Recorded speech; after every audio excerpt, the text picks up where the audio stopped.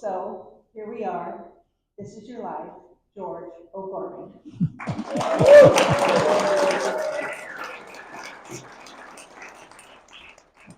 First of all, George, I can tell by your accent you were not born anywhere west of the Mississippi.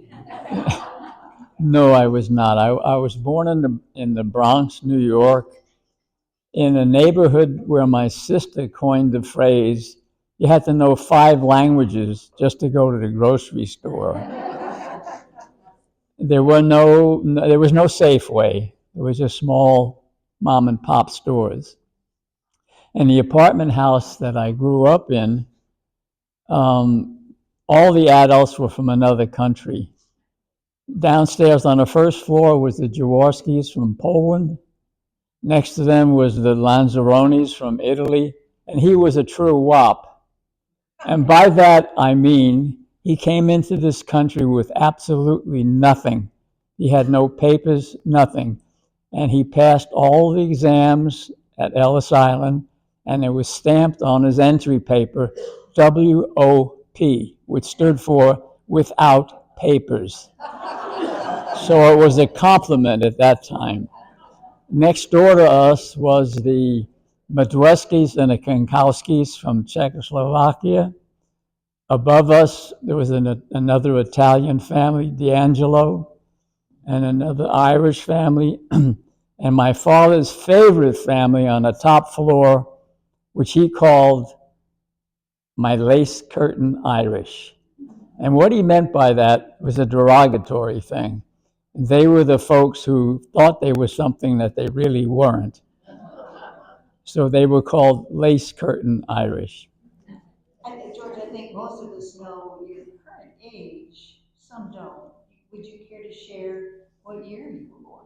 I was born in 1931, and interesting enough, recently I was asked by the Veterans Administration, I had to fill out some forms, and they asked me the name of the hospital that I was born in.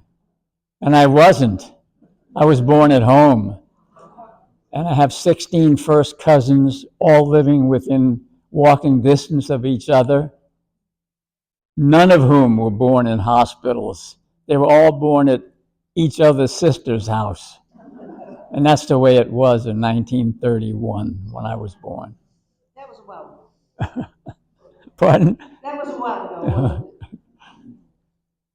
So what was it like? What kinds of things that you did as a young child to amuse yourself in this Bronx neighborhood? I'm sure you didn't have large pastures to run in.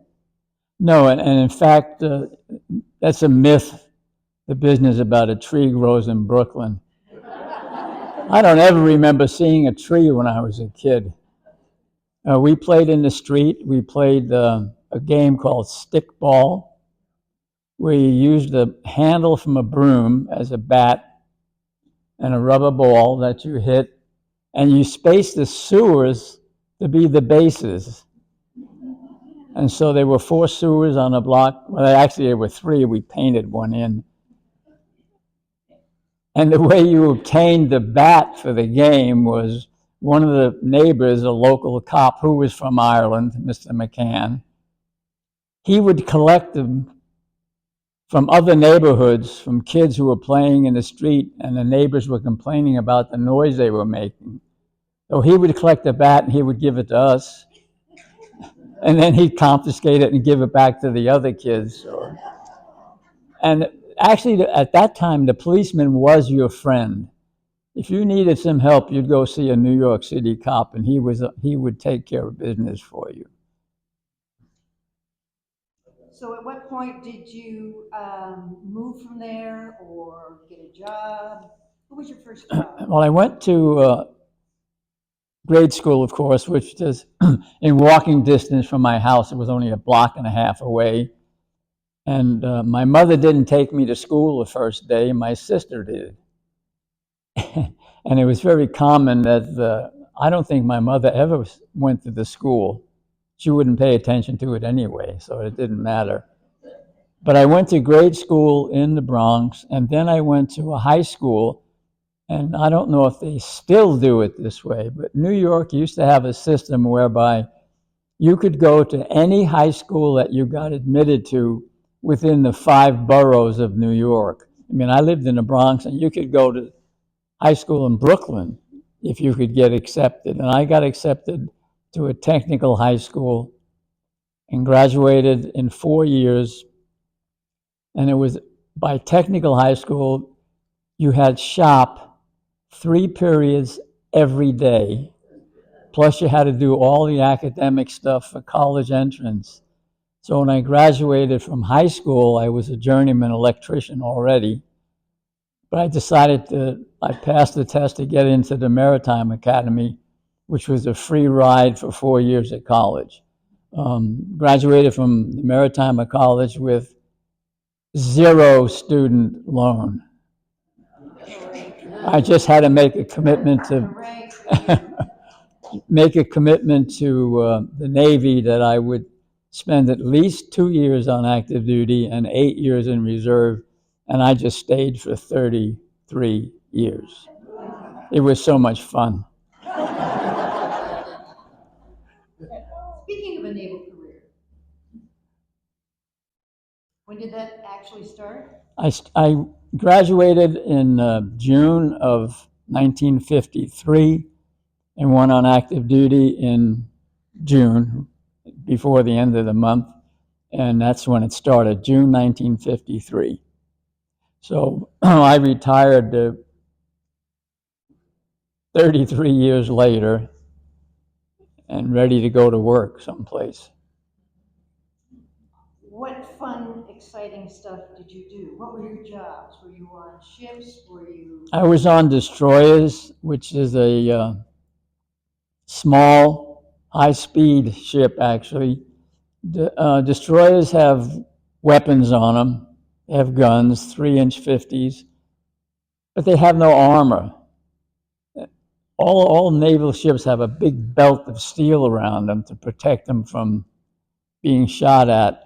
Destroyers didn't have that because they had to be fast, and normally what you did on a destroyer, you either followed an aircraft carrier for plane guard, or you were out looking for submarines. And what we found, this is kind of, I'm sure that the Navy doesn't want to really hear me say this, but 1 destroyer, 1 submarine, destroyer doesn't stand a chance.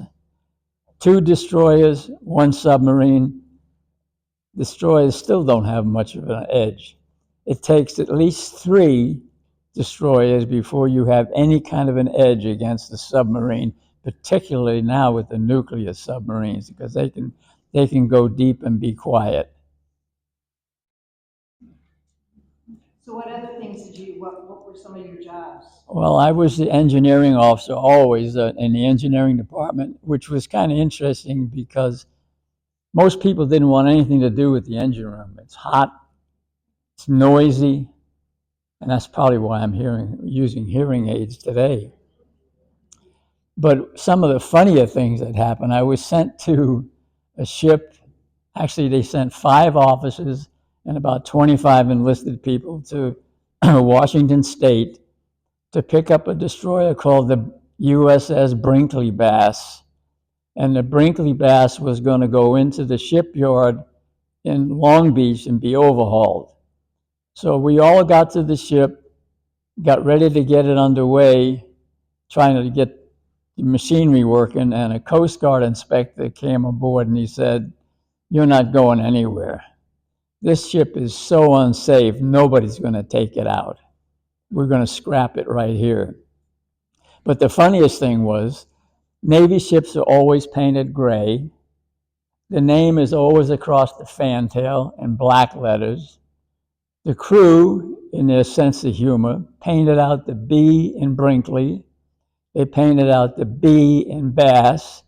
So when you came down the pier, you saw the USS Wrinkly Ass. And the most amazing thing was it took the captain about 5 days before he figured it out.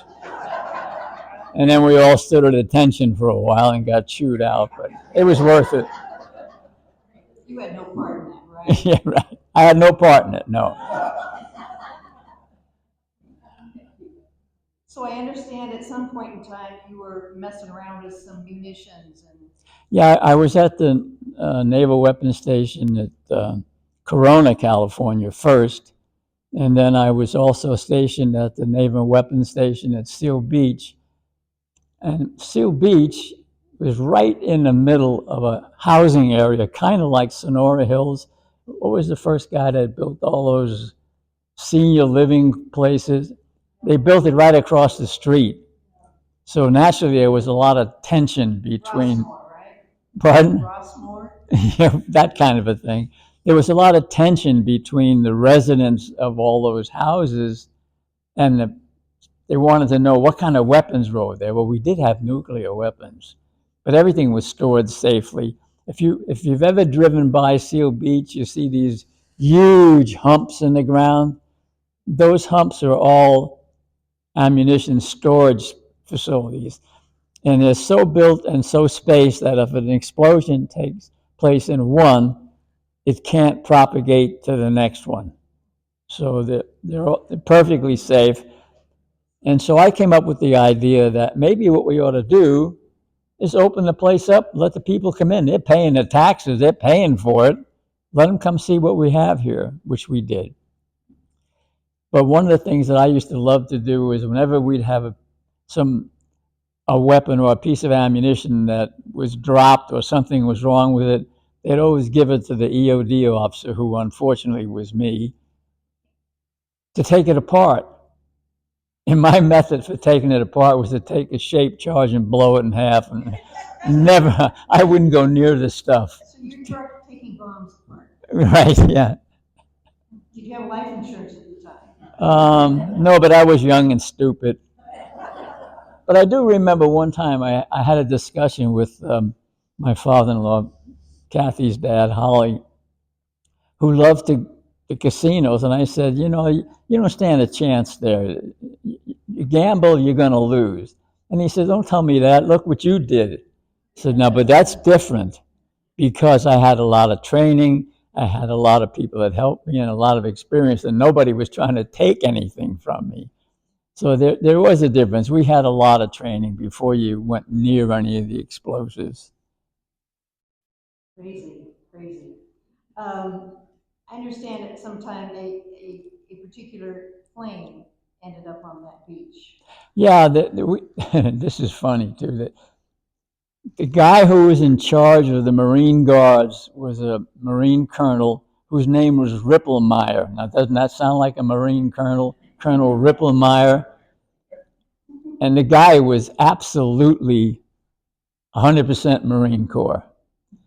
A plane landed at Seal Beach on the weekend, a private airplane, a single engine plane. And so we also had the backup of the local sheriff and the local police department. So they came, got the guy, hauled him off, and he was just protesting the fact that there were weapons there. And that was on a Saturday. So Monday morning, we had a staff meeting, and Ripplemeyer was at the staff meeting. And they went over the fact that this airplane landed there and he was protesting, and Ripplemeyer said, well, it's a good thing I wasn't here because I'd have shot the son of a bitch as soon as he got out of the airplane. And I'm sure he would have.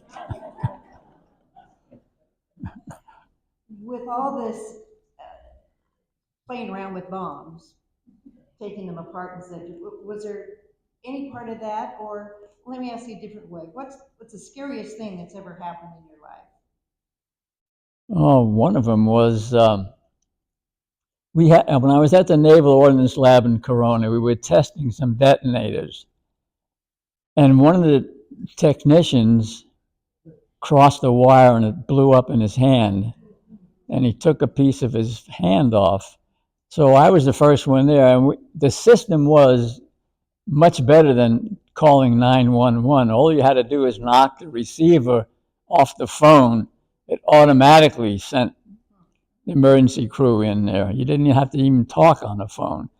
So I had my hand on to stop the bleeding. The doctor came and said, don't move your hand.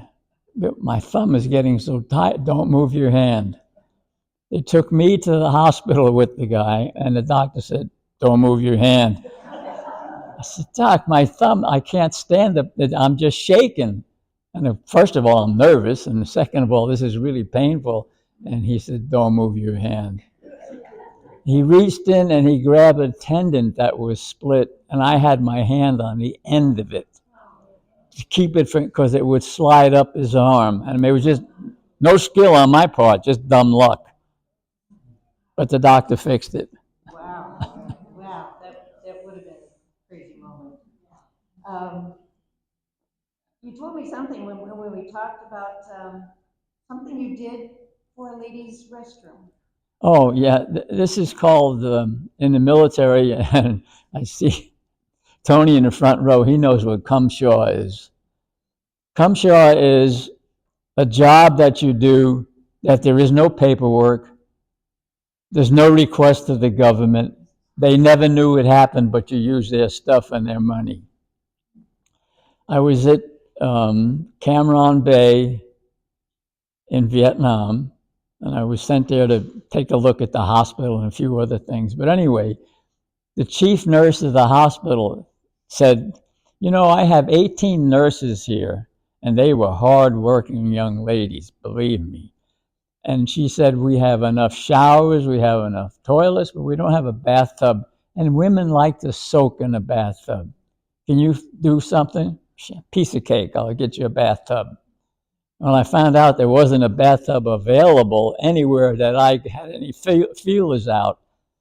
So one of the guys in our group was a really good mason. So we built a bathtub out of 4-inch cement block, lined the inside with Keen cement, made this beautiful smooth tub, hooked it all up, made a bathtub for them. It probably cost the government thousands of dollars, but that's okay. They had plenty of money. But the chief nurse then said, well, why don't you guys who did all that work for us come over, we're going to have a little barbecue. So they set up a barbecue for us, and we're going to barbecue some steaks. And they took one of the restrooms and had a sign on the door that said, gentlemen. They took the ladies, to sign off. So I had to use the restroom. I went in, being well trained, I lifted the toilet seat, and guess what they had done to the bottom of the toilet seat? They had a sign that said, it's so nice to have a man around the house. I mean, that's a good sense of humor, wonderful payback. But Cumshaw is something that everyone turns their back on and ignores the fact that the GIs are spending money and using facilities that has nothing to do with what the actual assignment is. That's just the way it is. So a little bit of your personal life. How did you meet this lovely redhead? Well, when I was on the space shuttle program, which was kind of a stressful job. That big bomb right in. Yeah. Space shuttle program. Even I get stressed out. But it was a very stressful job. And I started going to jazzercise. Remember jazzercise with the jazz hands? And it was one of the first. I started going to jazzercise a couple of times a week. And I met Kathy at the jazzercise class. In fact, I met Kathy and Rochelle. And Rochelle would have nothing to do with me. She didn't want anybody to be dancing with anybody. So anyway, we met each other. We did the jazzercise. And then I got transferred to New Mexico eventually and left Lompoc. And then when I came back, I went to a concert with another friend. And I hadn't seen Kathy probably in about 10 years. I was at this concert, and the whole time I was in the Navy, I had a beard. And I had just shaved it off. Except that one day. That was before. Yeah, right. And so she came, I saw her at the table, and I stood next to her, and she just kind of looked up at me and said, yeah, what? I said, "You remember me?" She said, "No, I have no idea who you are." So I told her, and she said, "Oh, I didn't even recognize you." And at that time, we were both available, and we got together after that and ended happily forever.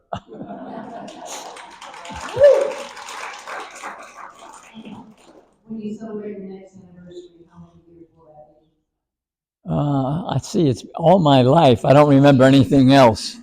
Giving you a clue. No, it's 26. 26. 27 to be the next one. This one, yeah. Yeah. Yeah, but I've been married all my life because I don't remember anything else. During your lifetime, what historical event do you think of often or impacted you in any way? I think probably the space shuttle was the most impactful job that I had because there were so many things that I had no clue about. I had to learn real quickly to be the guy that was in charge with the construction of the launch pad for the space shuttle on the West Coast. Wow. And the thing that I found was pretty interesting was every colonel at Vandenberg Air Force Base was in charge of the space shuttle construction. All you had to do was ask them. They would all tell you that. Look, was it Time Magazine did an article about the space shuttle, and they mentioned the fact all these colonels, and then they said, however, the real mayor is O'Gorman. And they actually put that in Time Magazine. And I assume you have that time. Yeah, you have a copy of it. Yeah. But that was the most impactful job. And the saddest thing was we got right down to the wire. We were almost finished, and then they had the disaster with the shuttle, and they canceled the one on the West Coast, which I'm sure is now being used by your Tesla man, Musk. Yeah, right. Yeah. The SpaceX is launching out of it. And it was a converted pad to start with. When I first was transferred to Vandenberg Air Force Base, I was transferred there to work on a program called the MOLE program, Manned Orbiting Laboratory. And that was also canceled because of an agreement that we made with Russia. They would give up one weapon if we would give up one weapon. And that was what was, but they were already finished with it. And it just sat there for years. And then when the space shuttle came along, they said, well, we'll just convert that launch pad.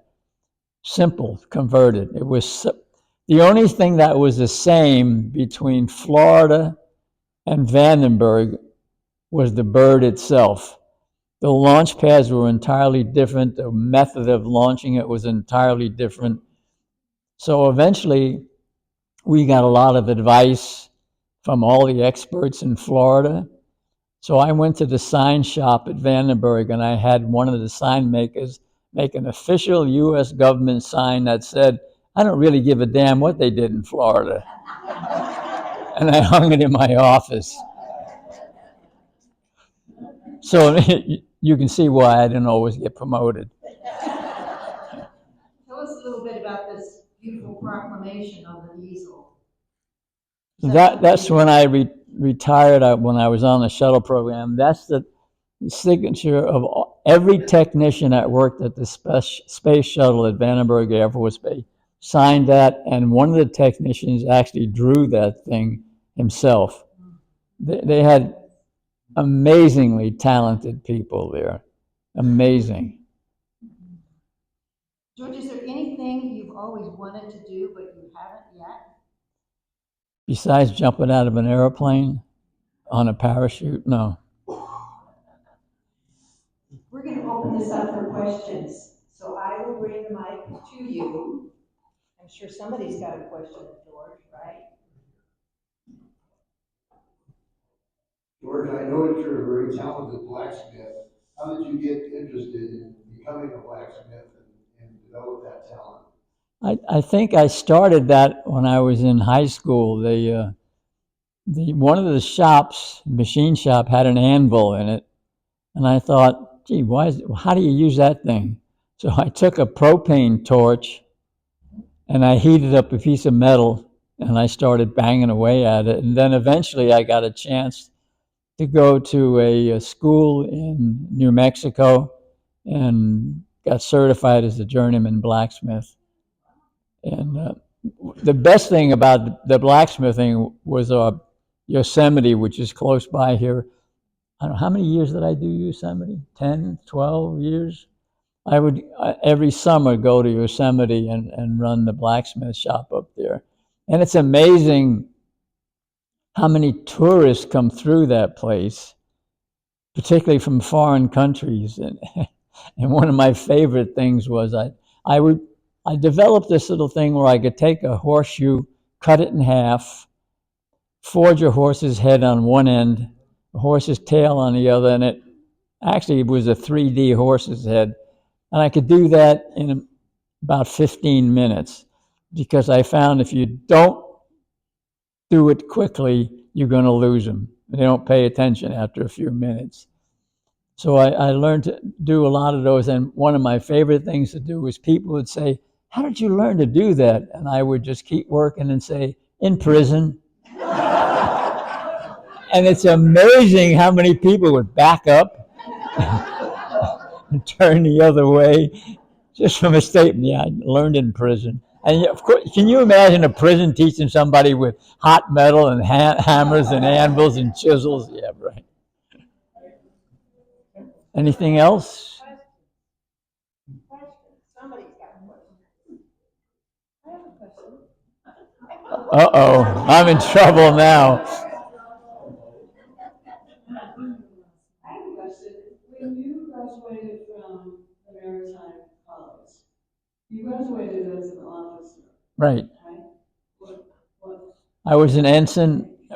That was part of the deal with being accepted in the Maritime Academy. You got a degree in engineering, a license as a merchant marine officer, and a commission in the Navy.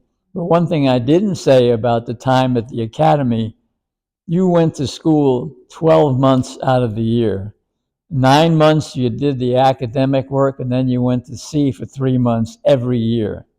So we had no vacations other than having Christmas Day off. And where did you go during those 3 months? Usually we went to the Mediterranean. We had our own training ship, and this is one for the Naval Academy. The Naval Academy, they go to sea as a midshipman, which is kind of basically a junior officer. We went to school, we went to sea as a schlock. We started out in the bilges in the engine room. You had to do all of the grunt work first. And by the time you were a first classman, then you were standing top watch in the engine room or on deck.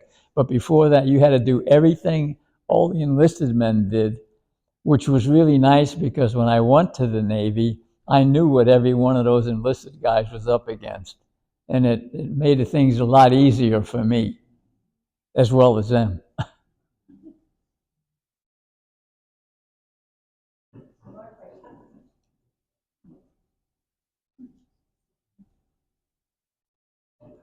If anybody asked me if I would do the Navy again, the answer is absolutely. Absolutely. George, tell about your dad being a jockey. I'm sorry, what was that? Tell about your father being a jockey. Oh, yeah, my father was a jockey in Saratoga, New York, and he was one of the first horse whisperers. He never treated the horses cruelly. He always used the whip as a timing device, not as a weapon. And he was the professional jockey for a guy named Diamond Jim Brady. And what was her name? Lillian Russell. And Lillian Russell was a lady with what, a 10-inch waist and a 40-inch chest or something. Because if you ever asked my father, what was Lillian Russell like, he would say, she was a big woman. And I think one of the things that, I don't know how it happened genetically, it must be on the German immigrant side. I could eat spaghetti off my father's head when I was a senior in high school, but I grew almost to a normal size. No, my sister, the same thing. She was normal. My father was a little guy, a little skinny guy who was made like a piece of wire. Any other questions? Oh, Bill has one.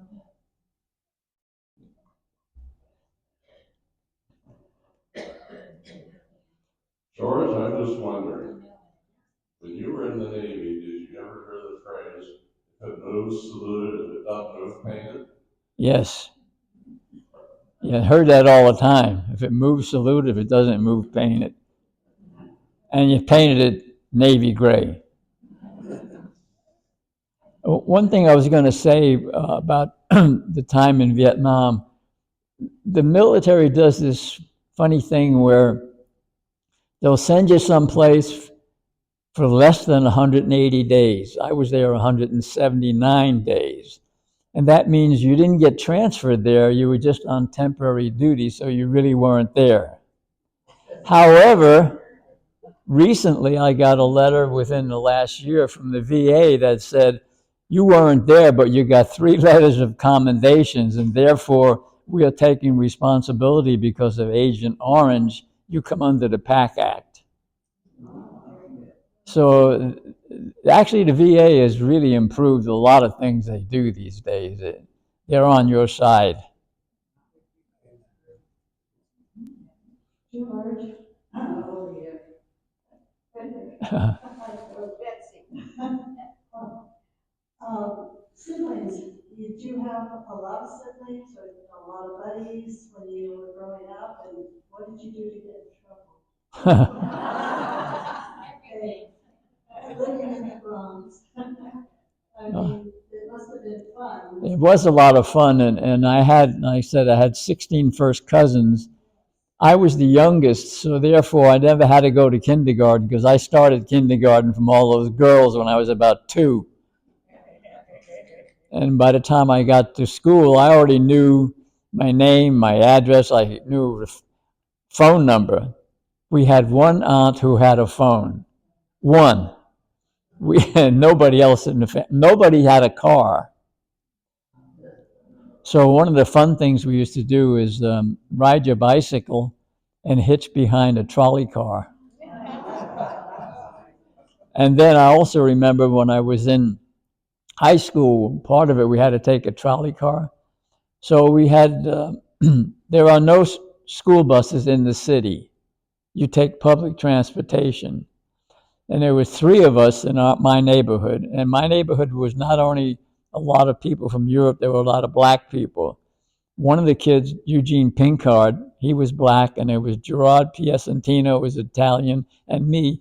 We would buy one pass for the 3 of us, get on the bus and show the pass to the bus driver, and none of us looked alike. I mean, Gene was black, and I'm white, and the bus drivers would always say, okay. As long as you were going to school, the bus drivers could care less whether you paid or not.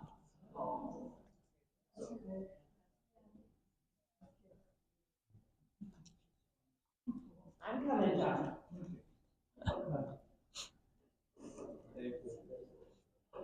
George, how about you tell you the story of you're going to get the beer and the little accident that happened when you spilled it? I didn't hear the question. You told that story about how you would take the jug down to get beer and then bring it. Oh, yeah. Yeah, when I was a kid in New York City, you could go into Downey's pub.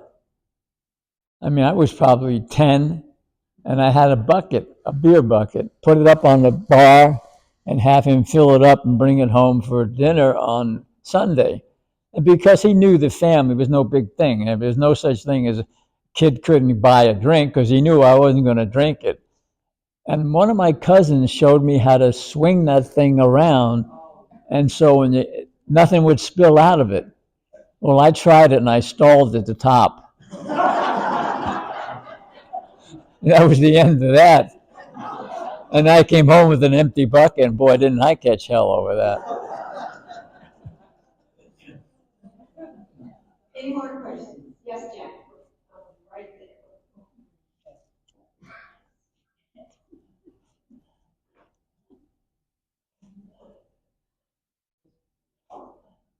George, what brought you to Tuolumne County, and specifically Sonora Hills?